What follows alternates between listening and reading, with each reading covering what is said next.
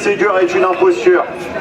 Le Ségur de la filière sociale, on l'a récupéré dans l'État, on nous l'a laissé. Un Ségur qui dit toi tu l'auras pas. Et un Ségur à seulement 189 €, alors que la revendication initiale dans l'hospitalière c'était 300 €. Non, le Ségur n'a pas sauvé l'hôpital public et le Ségur sauvera certainement pas le social.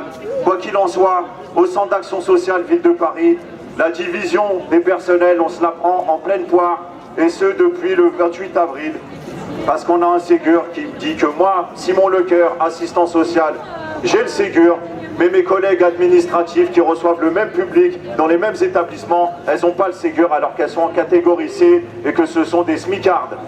On reçoit le même public, mais moi j'ai droit à 189 € par mois et pas elle. Dans le contexte d'inflation qu'on connaît, à la CGT on estime que c'est revendiquer cette prime, c'est juste pour remplir les frigos et payer les factures. Parce que voyez-vous, ces collègues qui reçoivent le même public que moi, elles sont chargées au quotidien de verser des prestations financières à des Parisiens en difficulté pour les aider à payer les factures d'électricité ou leur loyer, mais elles n'arrivent déjà plus à payer les leurs. Et ça, c'est une violence sociale inouïe. Vous rentrez dans une résidence autonomie, une maison de retraite du centre d'action sociale.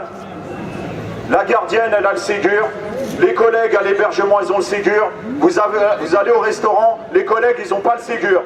C'est quoi ce bordel? On parle de 189 € net, 189 € pour survivre. C'est ce qu'on a exigé depuis le printemps à notre employeur, la ville de Paris. C'est ce qu'on vient exiger aussi aujourd'hui devant le ministère. C'est le minimum vital pour encaisser l'inflation. C'est pas grand-chose, putain. C'est vraiment pas grand-chose. 189 € pour survivre. On sait que ça suffira pas. On veut des vraies augmentations de salaire. On veut un vrai Ségur qui permette de réattirer des gens dans des métiers où plus personne ne veut venir bosser. La santé, le social, l'éducation. Plus personne veut faire ses boulots. À un moment, il faut se poser la question pourquoi? Mais parce que c'est dur. C'est dur. Et s'occuper des autres quand on est soi-même dans des difficultés matérielles, très rapidement ça devient impossible. Au centre d'action sociale, on mène une grève depuis plus de 2 mois. 2 mois. Le 22 et 23 septembre, 48 heures de grève. Le 29 et 30 septembre, 48 heures de grève. Le 5 octobre, nous avons été reçus par l'adjoint d'Anne Hidalgo, Antoine Guillou, qui nous a dit « c'est mort, il n'y aura rien pour personne ».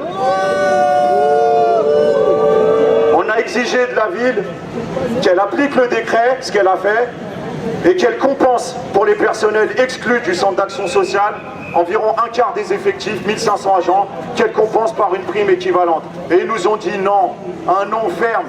Ils nous ont dit vous allez dans le mur. Et on l'a bien heurté le mur. On se l'est tapé pendant 2 mois ce mur. Et ce mur, il nous a dit quoi? Vous voulez négocier? Arrêtez la grève. Est-ce que c'est digne d'une collectivité qui se prétend progressiste? Non, c'est une honte. Pendant 2 mois, ils nous ont laissé galérer. 5 octobre, on est reçus, ils nous disent non. Le 6 octobre, la grève reconductible démarre. Depuis le 6 octobre, tous les restaurants sociaux du centre d'action sociale, il y a plus de la moitié qui sont fermés aux usagers.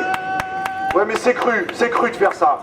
Parce que c'est des personnes âgées qui mangent pas, c'est des pauvres qui mangent pas. Mais nous, c'est notre outil de travail. On a que ça. On a que cette arme, c'est la grève.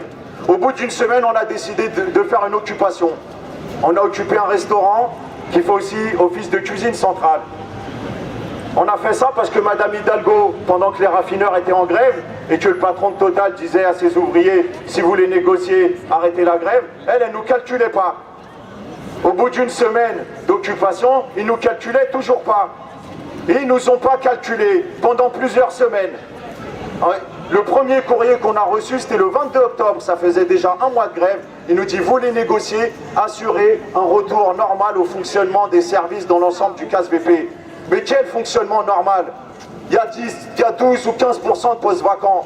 Déjà, ça n'existe pas un fonctionnement normal. Et c'est pas de notre responsabilité, ça. C'est de la leur. Et de toute façon, on ne peut pas nous faire ce chantage, nous dire, vous êtes des fonctionnaires du social, vous voulez négocier, arrêtez la grève. C'est n'importe quoi. Donc on a tenu bon face à cet excès de fermeté de la ville. Et on a accepté, des semaines ont passé encore, on a accepté de lever l'occupation.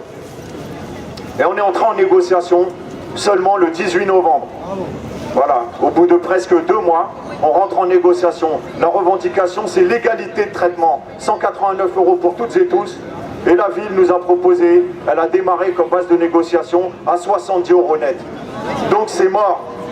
Voilà, qu'on se le dise, s'il y a des maires d'arrondissement qui écoutent ou qui voient ça, c'est mort. Les repas de Noël, c'est mort. C'est la dernière cartouche qu'on a.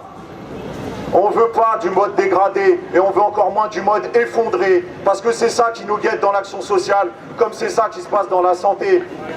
On ne veut pas d'un secteur qui s'effondre. Et si on veut une action sociale ou une action des services de santé qui fonctionnent, eh ben, faut rémunérer les gens. Il faut au moins qu'ils puissent passer l'hiver. Il faut au moins qu'ils puissent payer leur facture d'électricité et remplir leur caddie. Donc on va rien lâcher, la grève elle va continuer, ça fait déjà plus de 2 mois, mais on va aller les chercher. Donc le Ségur, on prendra ce qu'il y aura, mais bien sûr qu'on ira chercher des vraies augmentations de salaire, et même 300 balles c'est pas suffisant. Quand on voit aujourd'hui l'inflation, c'est au moins 400 ou 500 balles dont on a toutes et tous besoin, comme l'ensemble des salariés de ce pays. Merci.